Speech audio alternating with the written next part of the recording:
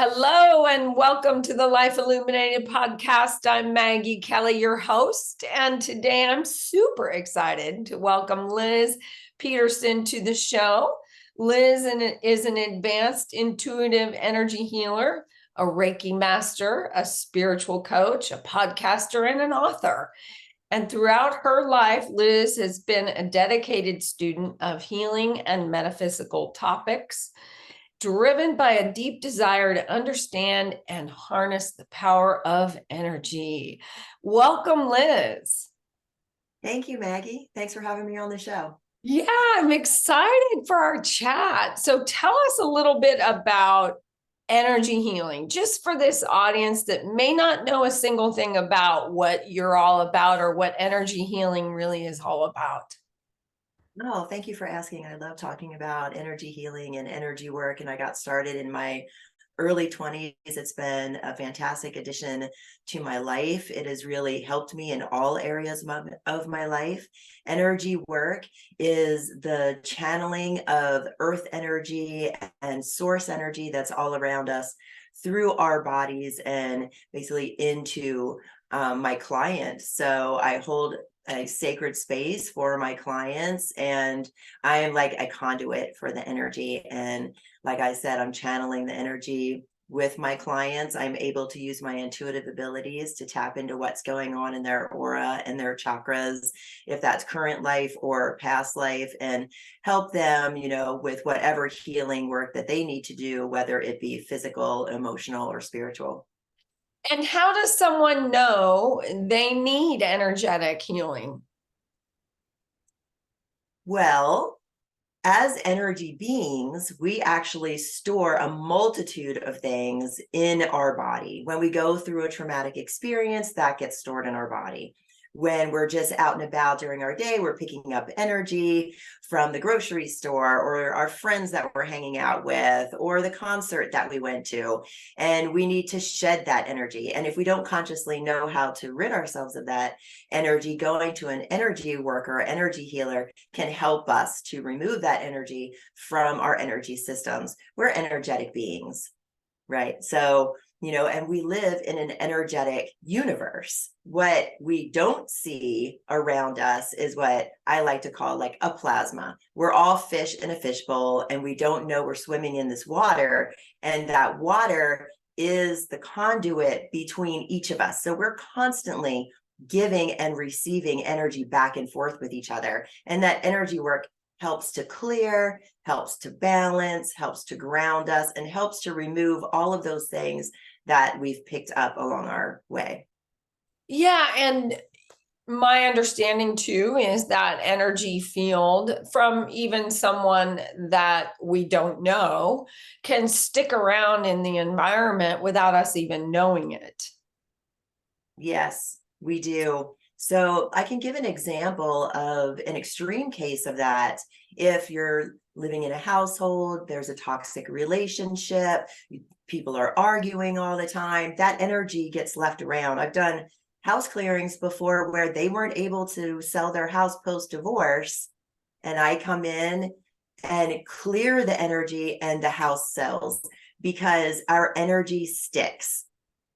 We're always expelling energy, and that can build up. So clearing our energetic spaces, that's why sometimes like fall and spring, we're guided to clear our spaces, to get rid of all of those old items, to take them to Granny's attic or Goodwill or whoever's in our neighborhood, because by doing that, it clears out the old, clears out some of that old energy, and that clears up our space to be able to bring that new energy into our lives as well. So you just sparked two questions. So one is just in terms of objects, right? So if you've had a toxic relationship or marriage or whatever, that wedding ring is going to store the energy from that relationship as well. And it's kind of a good idea to let go of that ring or whatever that item might be for you that is attached to someone who's not as positively energetic as you'd like them to be. Yes, those items that we have from past relationships and are past experiences hold that energy, as you were saying. And what happens is that keeps the energetic connection with us and, say, that person you were talking about. So it's an actual energy leakage to where our energy is still connected to that person. So when we sell that ring or get rid of the coat that they bought us or whatever from the relationship, we're actually cutting those cords, those energetic cords between that person and ourselves, and clearing that energy. It's like when you think about someone, you're not just thinking about someone, your energy is connecting to that person. So if it's a negative thought about that person, cutting that energy and, sending it back or pulling our energy back to ourselves, is a healthy, situation, and like cutting that cord between that person and ourselves. Yeah, and for those of us listening, I think it's really, I'm positive almost all of us have experienced where you think about somebody and then they call or they write or you get a letter from them or something. And that's exactly what you're referring to, is that energetic connection. While it's not visible, it's always always constantly there and pervasive. Exactly. Well said. We are, like I said, energetic beings. We're connected to everybody. We have those inner abilities to be able to sense when someone is thinking about us, when something has happened to a loved one in our lives. And, like you were saying, we think of Betty before Betty calls, or we think of Frank and he walks into our office that day. We are, energetically, I would say, in front of our lives. Our energy precedes us in a way. Our energy bodies know what's going to happen before we consciously, in the physical realm, know what's going to happen. We have those connections, and we can know when someone's going to call us or when we're going to see somebody. So when we're talking about this, it sounds like intuition. So can you talk a little bit about what is intuition? How does intuition work? And what is living an intuitive life look like? Thank you so much for that question. It very much is our intuition. We are all born with these gifts of intuition, our gut, instinct. It's our instinct for the planet. We're not taught like we used to be taught when we did live in these small communities, where we depended on our instincts and our intuition to be able to survive in life. We have other things and we kind of set that aside, but I am seeing a surge in getting to know these abilities recently, much more than when I started in the late 80s, early 90s. And it's really coming online for people. It's really becoming part of the conversation, where we're able to have these podcasts now and conversations about intuition, where it wasn't spoken about too much, when I was first starting. And it is our natural ability. We're all born with it. It's our instinct. It's intuition. It's those extra senses that we have beyond our basic taste, smell, sight, hearing, and imagination. And imagination is our gateway to reality. That is our clairvoyance, our clear seeing. You might see Betty in your mind before she calls you. You might have claircognizance where the thought comes in that she's going to call you and she calls you. We might feel that something is off in a room or the mall or something like that, and something might happen, or possibly something had happened just previously before we entered. We have those senses that actually help us navigate our lives in a new and better. Yeah, and it's interesting because I'm a meditation teacher and a spiritual coach as well. And it's very difficult for us to hear or tap into that intuitive self if we're caught up or hijacked by the thinking mind, which is why we want to be meditating to learn how to settle down the thought process enough to be able to hear the intuitive self speaking when it does. Yes, I practice that myself, Maggie, as well. It's really important to slow down, to get quiet, to have that meditation practice, to have your mindfulness practice, because what it does is it focuses our attention and takes us out of that thinking brain, as you were saying before. It disconnects us from that monkey mind that's always going, going, going. So we can kind of step back and have this observer experience of our lives. So when we're observing our lives, we're able to have that awareness of what's happening in our lives. We're able to connect to those coincidences and synchronicities and those intuitions that are coming in constantly if we're in tune and aligned with that way of being. And I would add too, at least for me, and I'm sure that anyone who does practice and understands intuition, your intuition's always right. When something is coming to you intuitively, if you're listening, you're on the right track. I mean, most people call it your gut feeling, but it truly is your intuitive, energetic self that is communicating all the time. It's whether or not we're listening that's the issue. Yes. And we can make that a daily practice to, decide for ourselves that we do want to listen, that we do want to pay attention to every idea, every inclination, every nudge, every little breadcrumb that's coming in, because it's there to benefit our lives. The universe, source, the all that is, wants to support us. And if we really start paying attention and we're aware of this, it's actually a relationship with the other side where we're co-creating our life through these inclinations that we're getting all the time, through these intuitive hits. And if we really step into that, it's magic. And I love that magical side of life. Well, okay, so I don't want to lose this train of thought, but I do want to back up to one thing I wanted to ask from before is maybe we could talk a little bit about the energy from past lives that come in with us into this life. And without feeling too woo-woo out there, you guys, keep an open mind to what Liz has to say. From my grounded self. So I've always battled in my life, normal, right? While having these gifts, having these magical experiences, learning how to trust myself and trust my intuition and really step into that flow of life, that natural unfolding that happens if we surrender to this intuition, right? And past lives is part of that. I learned through my own experiences, learning what my past lives were.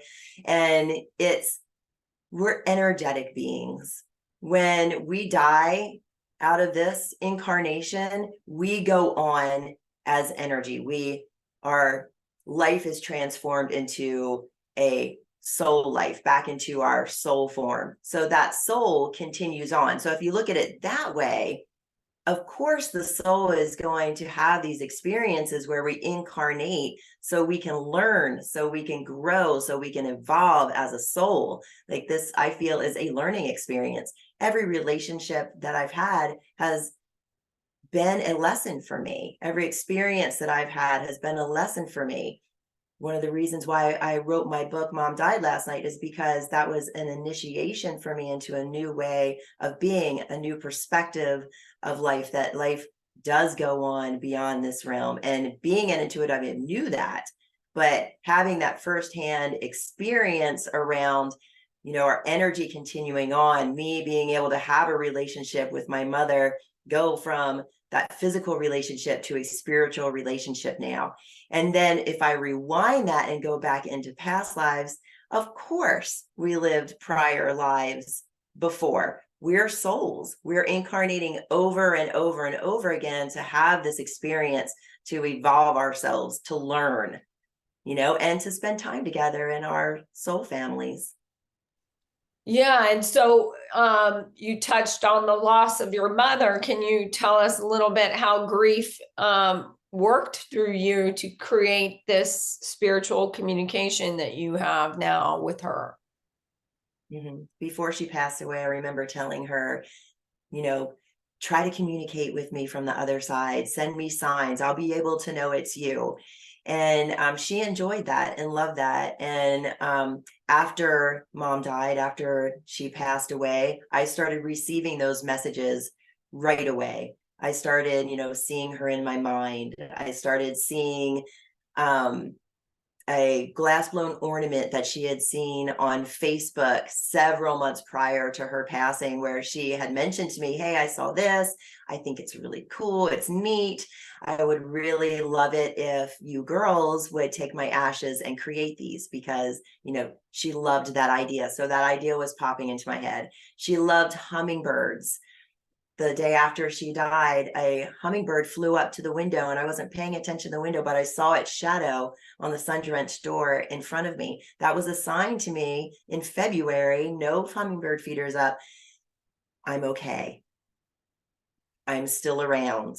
My printer cycles. Just yesterday, I'm taking a grief yoga class, that I want to incorporate into what I do. And my printer cycles when I'm holding my heart and we're invoking our loved ones' names.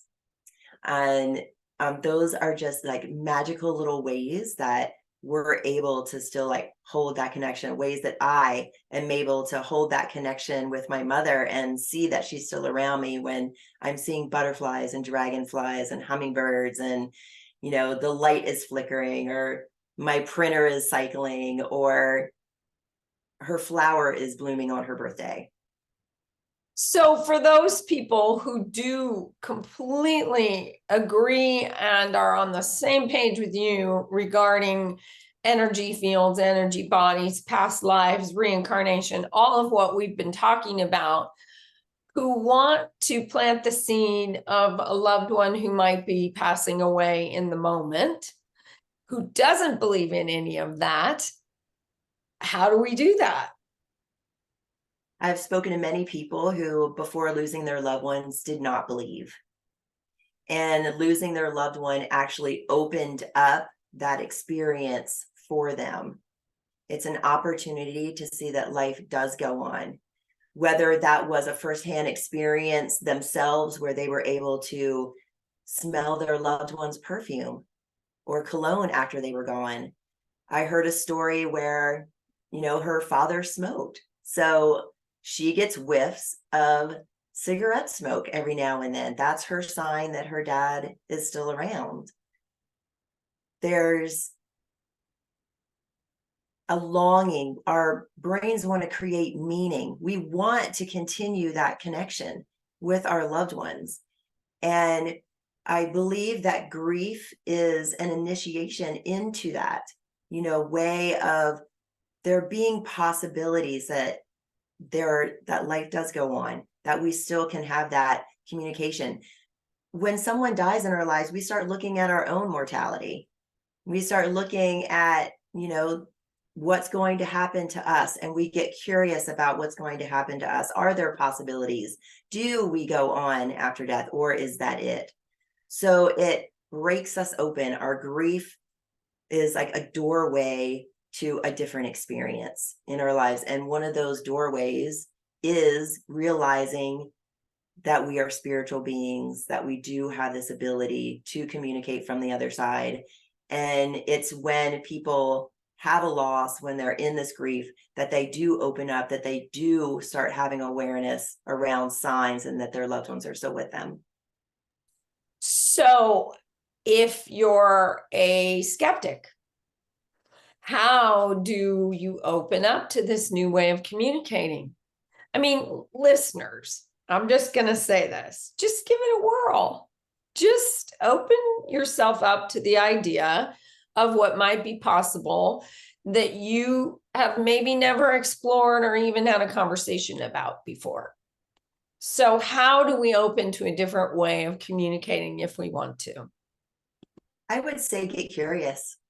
If you've never experienced this before, if you're a skeptic, if you're like, oh, this is hogwash, this isn't a possibility, right? Get curious. What if, allow your inner child to come out and question, what if this is a possibility? Have I been limiting myself in the past by not allowing myself to step into this possibility, right? And ask. If you're curious, if you'd like to give it a try, ask for a sign. If you haven't lost someone, you can say, angels, give me a sign. My mom and I, when my second born was a toddler, we went to a garden nursery, And on the drive to the garden nursery, my mother and I had been talking about angels. And I told her that if she wanted to have an experience with angels, all she had to do was ask for a sign. So we park the car before we go in. I go, okay, let's ask for a sign just for fun, right? Let's just do it for fun.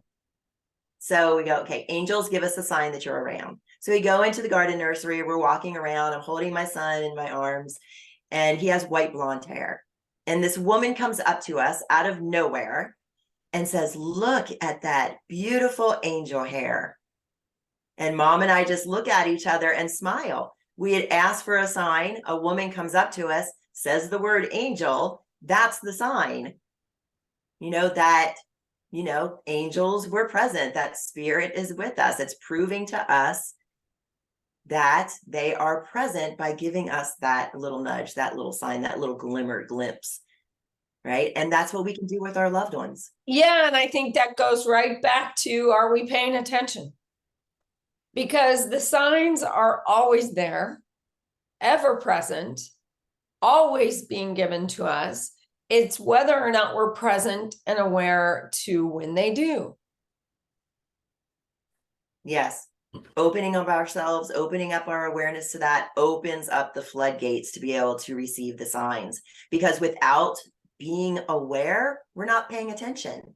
And when we pay attention, that's where our energy goes. That's where our attention goes. So energy goes where attention, or energy flows where attention goes, right? We hear it over and over again in the metaphysical community, in the personal development community, right? So allow yourself to open up, allow yourself to start paying attention, and witnessing all of the little things that are happening, and then questioning, get curious. Why are these things happening? Is that a sign? Oh my gosh, I was just thinking of my mom and I saw a butterfly.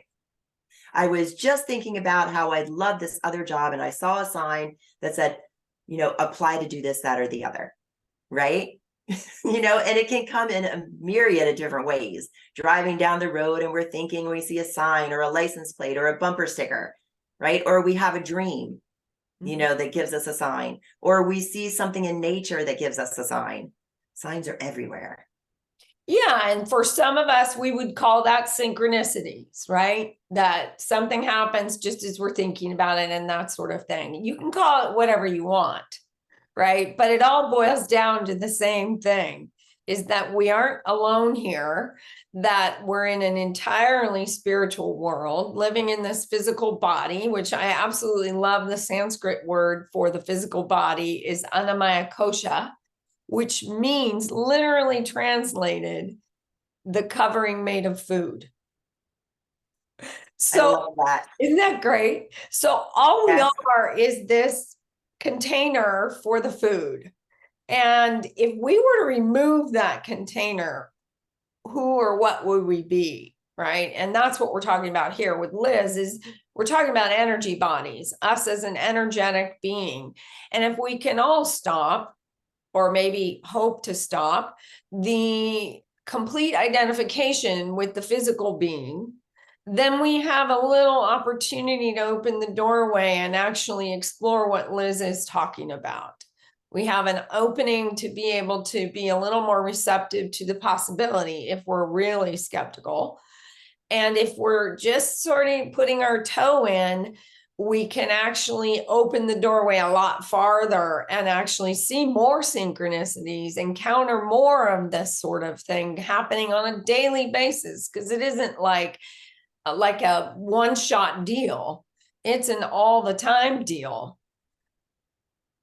It is. Well said, Maggie.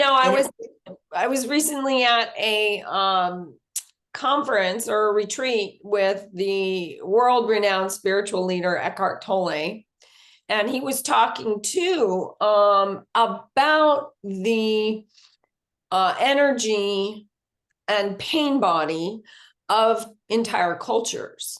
Certain countries who have been through world wars or who have been through genocides and things like that. That energetic imprint remains in those countries and in the cultures of the people who live there and in the soil. And that's along the same line of what we're talking about here. And he was talking about how when you meet people from those countries, for him, he can feel that. He can feel their, what he calls pain body, their emotional pain body, energetic pain body still within them because they're part of that culture. So it isn't just everyone has the same kind of stuff. It's we all have such different things, and it's all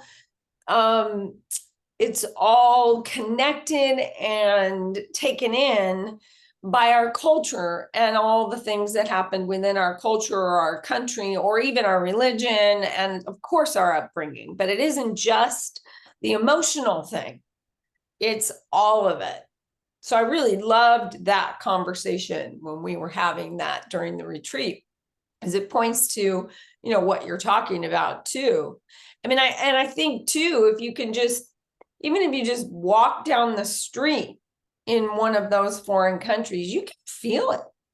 You can feel the weight of a particular culture as you walk down the streets. Like, let's say it's central London, you can feel it. You can feel that energy everywhere. Yes. Wow, what an amazing opportunity to, spend time with Eckhart Tolle. Yeah. His amazing wisdom. It sounds fantastic, and it's so true in our cultures. And if we look at science today, also, we pass that through our DNA, through our genes, generation to generation. So we carry it also in our energetic beings that way. You were going to say, and everything that has happened to me or to you in a past life, it could be going back thousands of years. So I'm in this particular life carrying forth whatever happened to me in any one of those past lives. That I imagine, just me saying that to a listener, that might seem really frightening. How would you recommend that they sort of dance with that idea? We do carry forth everything from our past lives into our present lives. And sometimes those past experiences, if traumatic, can be triggered in this life. Something super basic. I had a client who came in with a leg injury. He had surgery when he was a teenager. I could clearly see in a past life where he was in the military. They went to war. I could see him in his uniform. And then I saw his right leg had been, from the knee down, had been amputated. The pants leg was pinned behind and he had a crutch. And his injury as a teenager and then having to have surgery as an adult triggered that past life. So the soul was actually overlaying that past experience in the past life on current experience. Then when I go in to do the healing work, I'm able to release and differentiate in the energy body between past life and current life. Sometimes it shows up as irrational fears, as Ainsley MacLeod likes to say, where we might have this unconscious, unrelated fear of drowning, where we've never had that fear or that experience in this life. And then you go back and you look at the past life. And I have one of these that I found within myself where I was on a ship eons ago, when there were like pirate-esque ships, those kind of ships, and it was dead calm sea and we all died. There was another one where the ship sank, and I did carry forward this unexplainable fear of water and drowning. And that's, I've experienced it when I'm swimming. I've experienced it in my dreams, where I'm in the car is filling up with water and I know what it feels like to drown. We carry those things forward. Yeah, that's pretty crazy. It really is. But again, tuning in to an irrational fear will give you some answers into, it may be not so irrational after all. Right. And then we can clear it. Right. It releases the soul of that pain. It's up. I like to tell my clients, if something is up during a session, it's wanting to be cleared. It's ready to go. No doubt. Let me ask you a question. I saw I don't know, a while ago, a show about past lives, and they were talking about the child that comes into the world is much more apt and readily receptive and open, and remembers their last life as they come into the world for a certain amount of years. And as the years go by, that past life memory starts to fade as the child grows up. Is that something you understand too? Yes, I've heard that too. Yeah, I've read books and watched programs and that sort of thing because I've been really curious since it's been up for me in this lifetime for me as well as my clients. So that is something that I've gotten really curious about and investigated about. And there are those children who are born knowing what their past life was. There's phenomenal stories and TV shows that, share these stories where they're able to say who they were, what their best friend's name was, were they in the war, the plane that they flew, amazing stories. There was a story that I heard not too long ago about a boy who, the parents paid attention to what he was saying. They wrote everything down. They investigated it. They had an investigator look. They found the family. He was able to go and meet the family of this person who had passed, his soul, and in this lifetime, this incarnation, meet the family and make that connection. And I think what that does, at least I got the sense from him, was that it helped ease and kind of release that past life so he could step more fully into this life and the path that he had chosen for this incarnation. Yes, and I may have seen the same show or something similar, because there was a particular segment where this gentleman was sure that he had died in a plane crash during the war. I think it was the Second World War. And they took him to the site that he was very, very much thought was the site. And when he got there, he had a massive emotional breakdown because he was reliving his own death in that particular field that he remembered having died in a past life.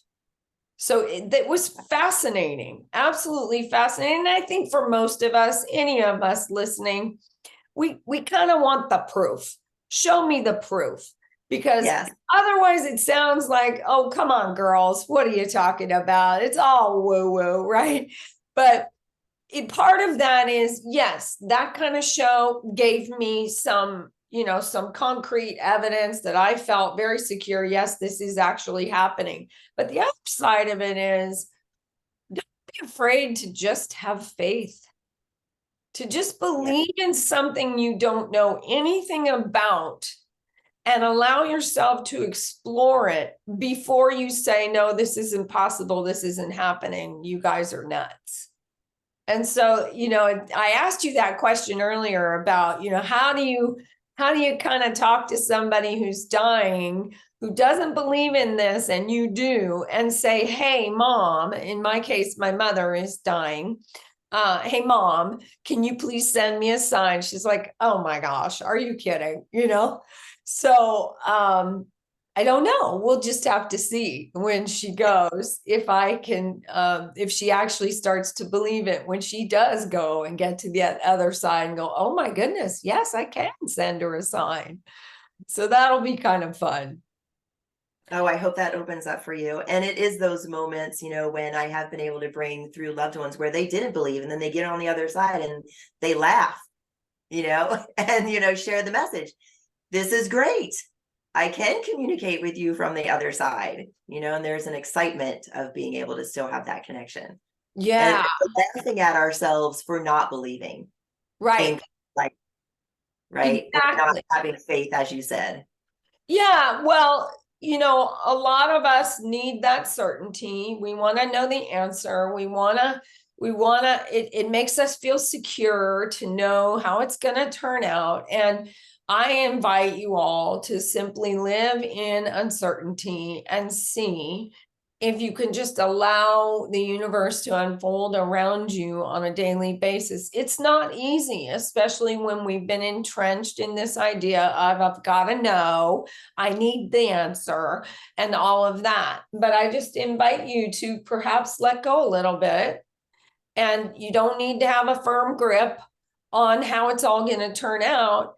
It's going to be more peaceful. You're going to have a much more peaceful existence if you just let go and trust that the universe is taking care of all of it, and it's all in divine order, and it's going to unfold however it unfolds. And I know that's tough. I know that's tough. I have client after client who want to know, right? And I have been guilty of it as well, for sure. And Yeah. so, and once you step into that, it is a beautiful flow. It's a beautiful unfolding of life. You know, you step into the magic and everything comes with such ease and grace. It's so It's funny fluid. because my youngest was born chronically ill, and had a life expectancy of, mid-20s at the time that she was born. And in my head, it was like, oh no, I'm going to fight this tooth and nail, and I'm going to, get the best doctors and the best medications, and no, we're not using generic, and we're going to go to the best clinic. And, I was like in charge and in control of how it was all going to work. And God forbid this kid's going to die on my watch, really righteous, really controlling. And I remember this very pivotal moment in my world. And I think she was about 5. And it just hit me out of nowhere.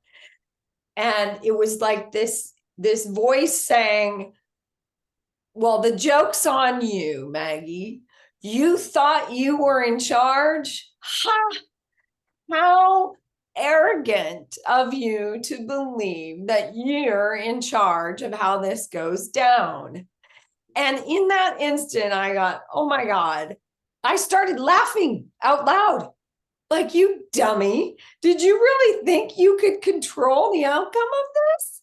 And I actually started laughing, but also in that moment was the pivotal moment where I actually let go.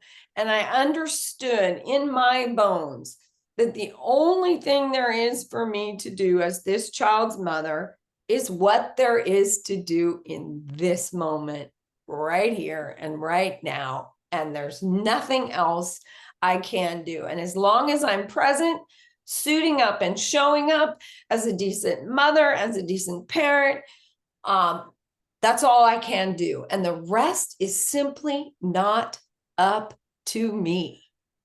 And it changed my life. It absolutely, in that one instance, changed my life.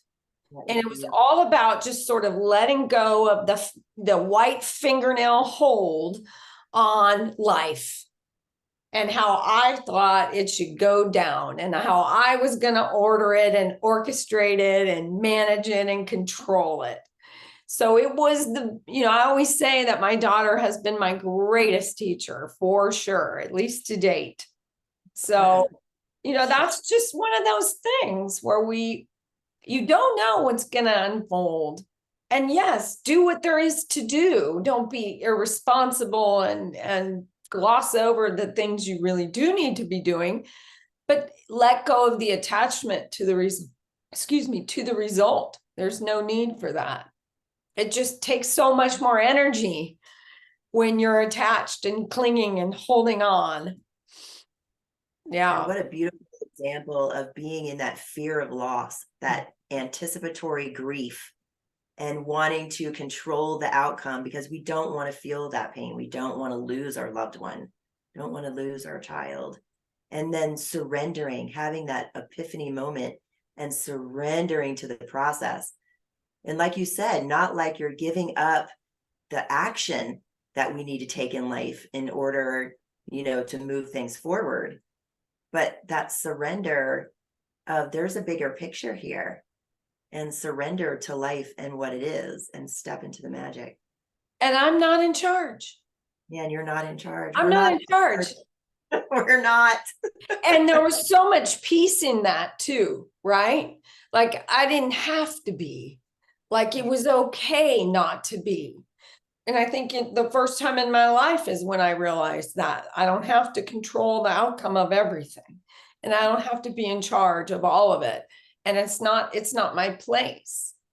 And that, that was a huge moment of peace for me too. That I knew intuitively that if I just do what there is to do, it's all going to work out. And that's exactly the way it is.